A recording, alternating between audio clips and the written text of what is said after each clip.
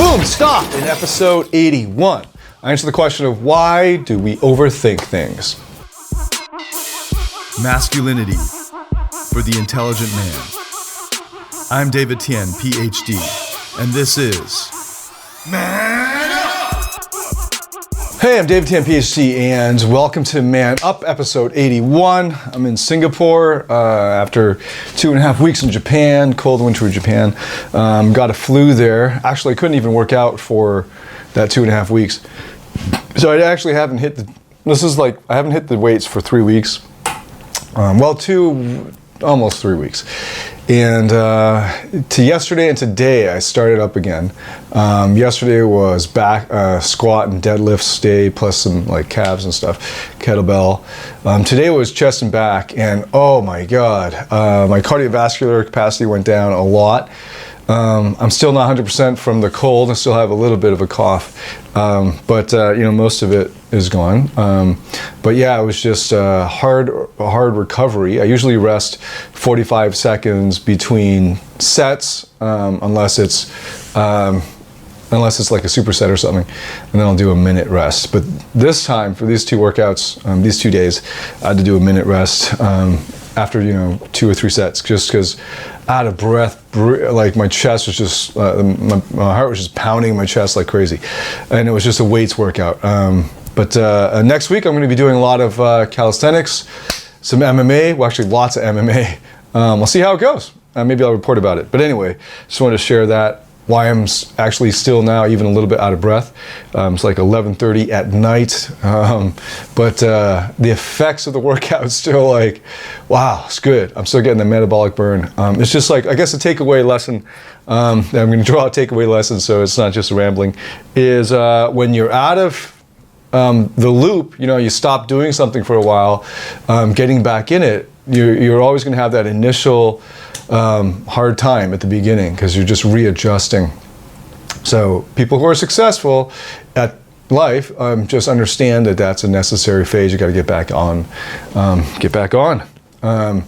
So anyway, so here's the question from the private Facebook group, and I'm actually going to answer Vincent's question. I wasn't planning to, but I'm going to answer it. So Vincent, his question is, how can you avoid overthinking future situations in general and especially with women?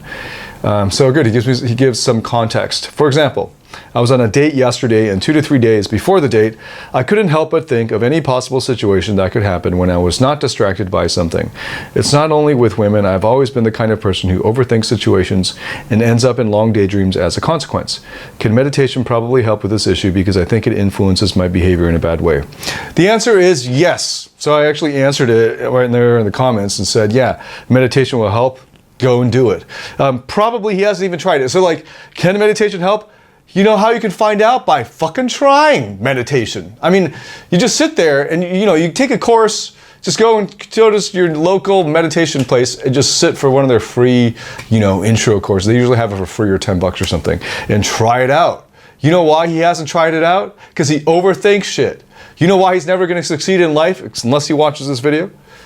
It's because he overthinks shit. You could have already solved this problem by just trying out your suggested solution, but instead you have to ask, should I try it, before you try it. I don't think he's even tried it yet. I don't know. Because if he is the kind of type of person who's like, oh, I should try meditation, I'll go and try it, then he wouldn't have this problem. Okay, the reason I've chosen to answer this question is because a lot of the guys in the group, and a lot of guys who write me over email, overthink shit, and here's why. Here's what I suspect, because I've been coaching over 10 years. I've coached over 500 clients live, tens of thousands on the internet, over online programs and forums and Skype coaching and so forth. And I've seen this pattern over and fucking over.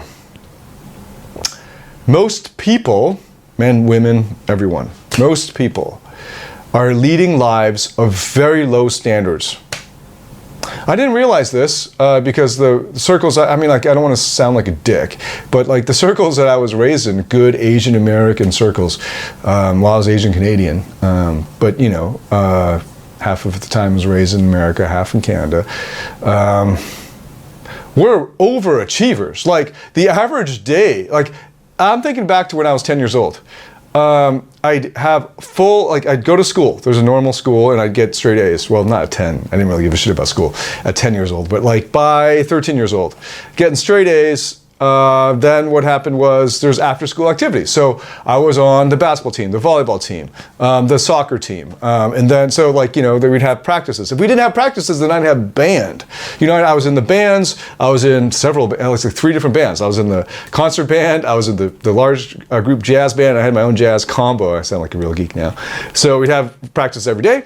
And then on top of that, you know, I do debate club. I do chess club every single minute of the day.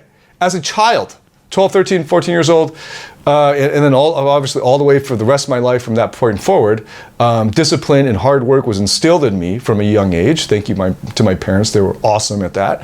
And you know, I didn't think I was that special because all of our friends, all of our family friends, and the kids I hung out with in school, they all worked like that. So we had after school activities and everyone took the late bus home. So if school ended at like 3:30, I wouldn't get on the bus till like 5 p.m. because I got an hour and a half of either sports practice or a music practice or debating team. You know, we travel around to do tournaments or something, and later at Model United Nations. And then you have to volunteer. So like to apply to college, not so much in Canada, but I was applying to U.S. universities too. You have to do your good work stuff. So there's charity work, and then on the weekends. You know, I could relax for maybe 3 or 4 hours, but my mom made me do extra math work. Like my mom would assign me math work. And, you know, then we'd have our performances. So we'd have piano recitals, and then I'd have Chinese class in the mornings, you know, for 4 hours. On Saturdays. And then of course we had, like this is just when I was like 13 years old, man. And then, then I had all of the church activities. Saturday night, youth fellowship, and I was leading a lot of that stuff. I was, leading the praise and worship band. I was leading Bible studies. And then on Sunday, it was a full day at church because my dad was a pastor. So I was there like 9 a.m. all the way till 3 p.m. because like 9 to 12, we have services with 2 different services that I would help out with. Services or Bible study. So, either first service, the Bible study, or 2 services in a row. And then, after lunch, we'd have choir practice, right? So at 3:30 p.m., I'd just be completely exhausted.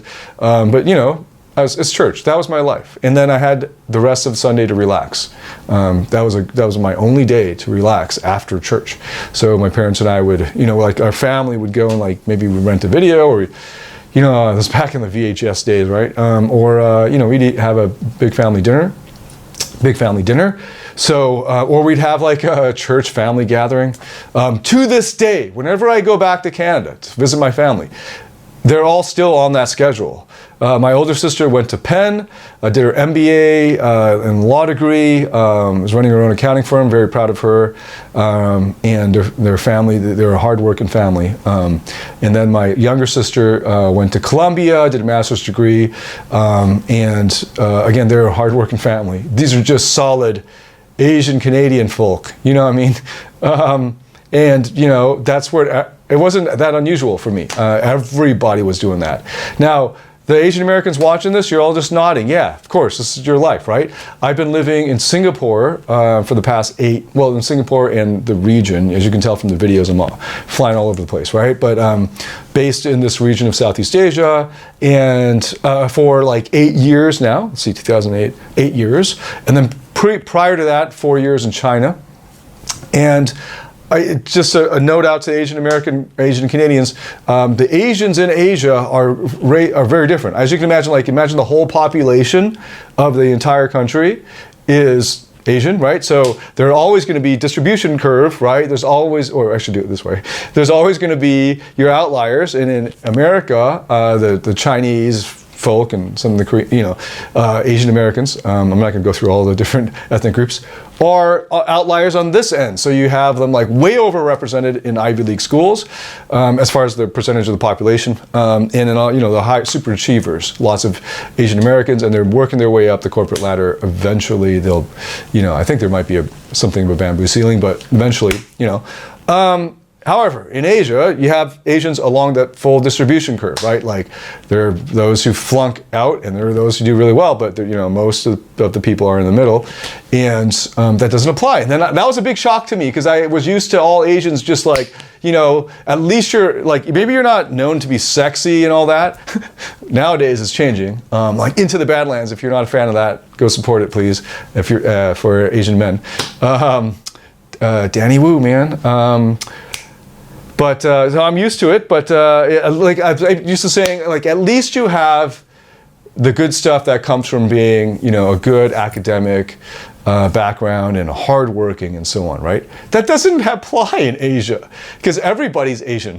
So, there are lazy Asians in Asia, lots of them. There are lots of underachievers. There are lots of people who take shit for granted. There are lots of people who, especially I think in the more developed countries like Singapore, I would say even more so in Singapore because they're coddled and sheltered, and they're fed lies, as far as their society goes about what Asian culture is and Confucianism is, and it's a great way to keep society, keep them down, right? And I'm going to talk about that in a future video because a guy asked about that in the group.